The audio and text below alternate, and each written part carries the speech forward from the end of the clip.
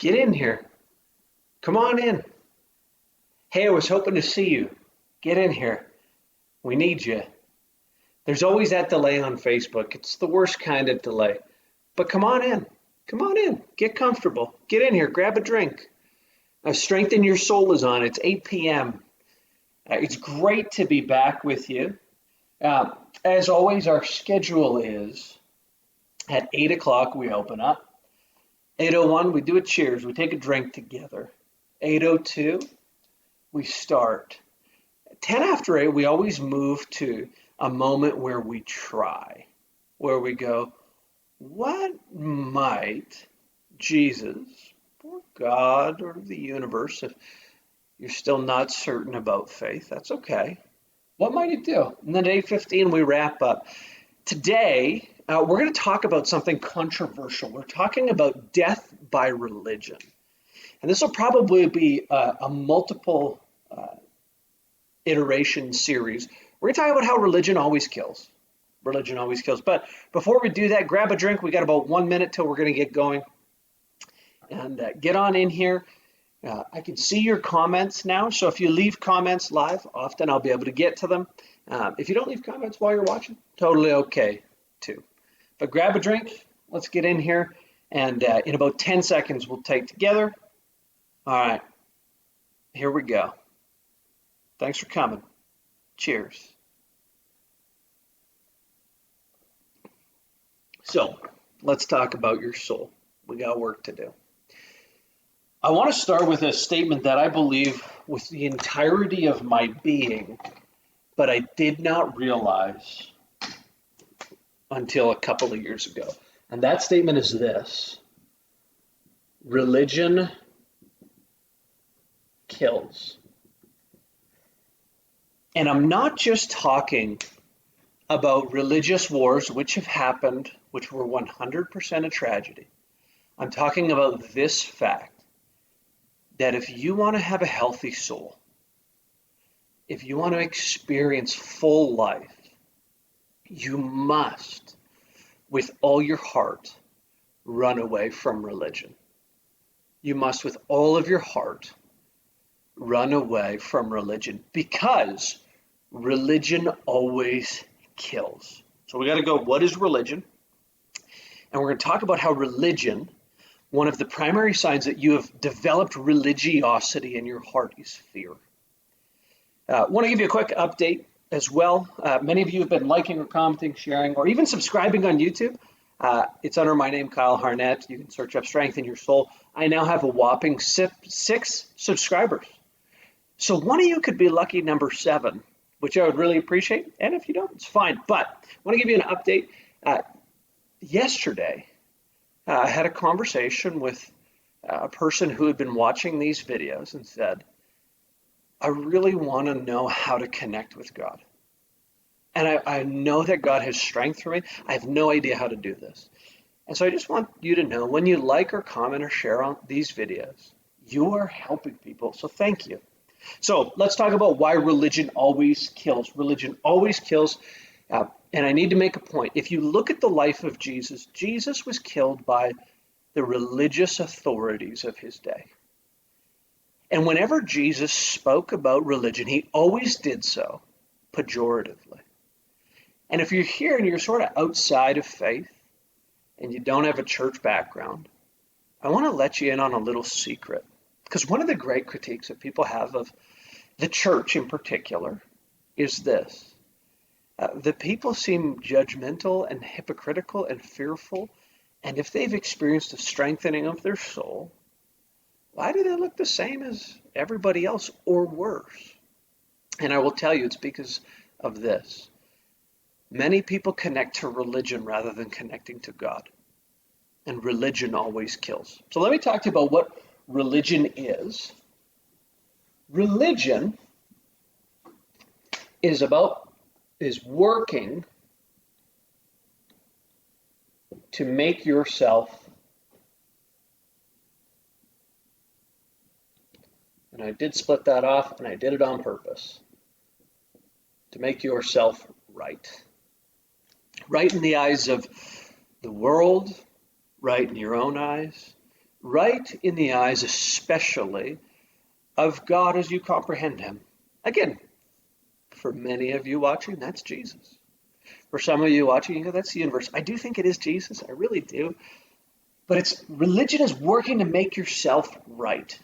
So it's about becoming very moral, or very tolerant, or very justice oriented, or very merciful, or very inclusive, or whatever positive trait. It's making yourself appear a certain way so that you feel like you're acceptable, lovable, cared for.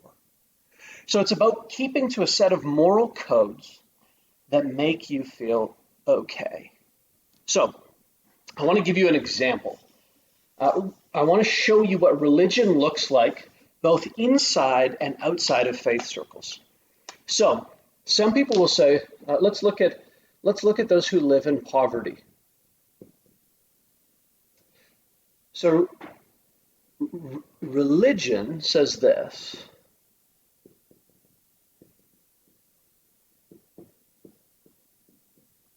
Help poor people.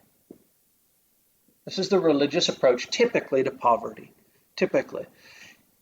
And if you do so, if you help poor people, then God will love you. God will love you and he'll take you to heaven, or you'll have good karma, or you can achieve nirvana.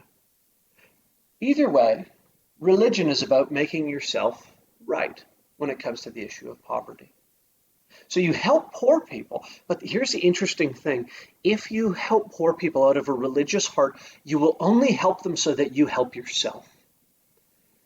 If you say, I'm going to help the poor so that God will love me and God will accept me, or my social circle will see how good and moral and just I am, that's what it looks like if you don't have a faith background, but you're still acting religious, you'll say, I'm going to help the poor people so all the people around me will know just how good of a person I am. Ultimately, here's what that means, that your help for the poor is not help at all. You are using the poor. This is incredibly hard to hear for many, many people, particularly within church. But if you are religious, if you are doing something to make God love you, you are being religious. If you are doing something so that other people, the universe, the world, will do good to you, then you are being religious. But then Jesus says, if you want to know what God is like, God is one who focuses on grace. So we've talked about how he forgives everything you've ever done wrong. He wants you to forgive everyone who's ever wronged you. And so the idea of grace is this. I've been poor, and God helped me. So now I help.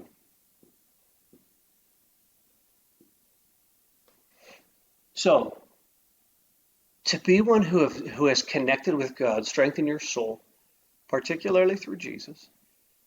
To be one who connects with God is to go, God has accepted me even in my absolute worst. And therefore, I know what it's like to be cosmically poor. So now I don't help poor people because I want God to love me. I help them because I know what it's like to experience poverty and need help. Because God's had to forgive me for stuff. So let me talk to you a little bit more about religion. If you become very religious and you go, I am doing what I can to be right. Here's one of the symptoms that you have become a religious person. And religion always, always kills.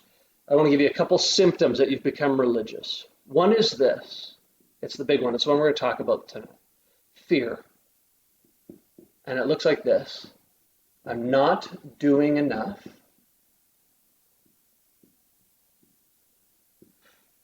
So religious people, or a sign that you've had a religious heart, and I've had a religious heart, I got to say that. And I can slip into this. There can be areas in your life, might be everywhere, but it might be in one area where you go, I'm just not measuring up. And I'm afraid that I'm not doing enough. Not doing enough. To be loved, to be received, to be cared for God to accept me, to be received. Number two,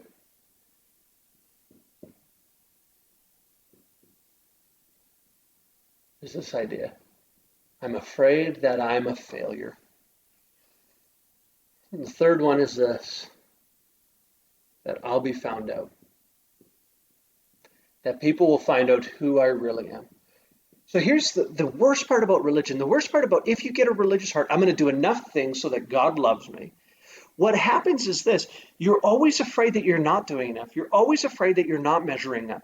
And so religion always, always, always, always leads to disconnection from yourself and from others and from God. Because when you're afraid that people won't love you, when you're afraid that God or the universe or Christ won't accept you, you can never connect with them because you'll always be trying to impress them. You'll always be religious. So, what do you do about it? What do you do about it? And again, some of you watching, you might be saying, I don't think I'm very religious. I don't think there's areas where I'm trying to prop up my self-esteem or my self-worth through good behavior. I'll say that again. Religion is propping up your self-esteem or self-worth through good behavior. Now hear me, you've got to live rightly to feel full. That's true. But if you're doing it so that you can feel lovable, if you're living rightly so that people will love you, God will love you, you will always be afraid that you're not measuring up. So, I lead a faith community, I lead a church. And here's something that always happens. I ask people, how's your prayer life? And they go, I could be praying more. So, tell me about your time reading about the life of Jesus, reading the Bible. And they go, oh, I should be doing better. I go, tell me about how much you're loving your spouse or your kids. Oh, I need to be way more patient. It's a clear sign of, and with it comes this fear that I should just be more. It's a sign of religion. So what do you do? And so what I want to say to those of you who go, I don't know if I have this fear. I would go, you probably do. And so what we're going to do is we're going to think and pray and go, God, Jesus, you don't want me to be religious. Jesus hated religion. So can you show me if there's an area where I'm afraid that I'm not measuring up? So you're going to go, where am I afraid that I'm not measuring up? Where am I afraid? Why am I afraid?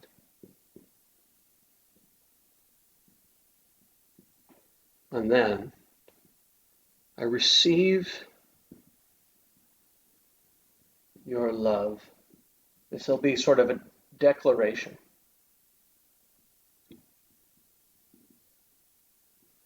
I'm going to receive your love without earning it.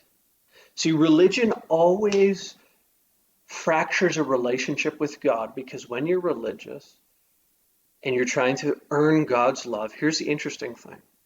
If you can earn the affection of God or the universe or good karma, it actually makes you, in a sense, the power broker in the relationship. If you can do so much good stuff that God now owes you, who gets to be in charge? You do. You get to be God. So let's dive in.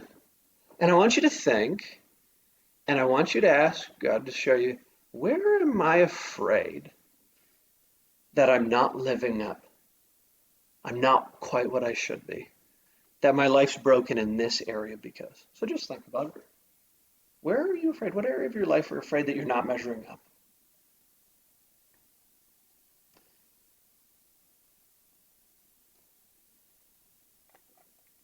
I'll write you mine because I'm doing this alongside of you. Where are you afraid of in your life that you're not measuring up? For me,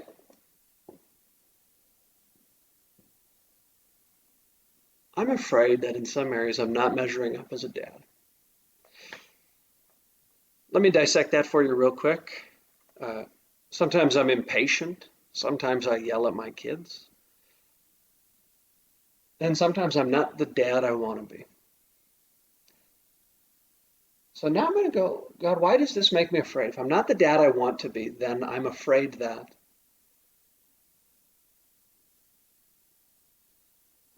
And you just think and listen. God, why am I afraid of this? First thought that comes to my mind. And I believe it's God speaking to me, and I believe it's speaking to you. I know he speaks. Two things. You, that's God, I'm afraid that you won't love me and that I can't help others. So what I need you to see is this is an area where I've become religious. I want to become the best dad I possibly can, but wherever I live in fear, it will erode my confidence in the strength of my soul towards God and the strength of my soul to what God has asked me to do. Because he's asked me to help you. And he's asked you to help me and people like me. But it erodes my confidence. So in this area in particular, for me, I'm afraid that this area of my life, being a dad, is broken. And it makes me unacceptable, unlovable. So what I'm going to do is I'm going to say a prayer. I'll model it for you, and then you should do it too. Out loud is always better if you can. You don't have to. So I'm going to pray for you. Father, which is how Jesus said we could address God, that he's like a perfect Father who made our soul. Father, I receive your love in the area of my parenting. I give you all my fear. I know that your love for me is not based on how I perform. And I know that you want me to help others because you've helped me. So I receive your love in my parenting without earning it. And help me to be a better dad, but not out of fear. So that's my prayer.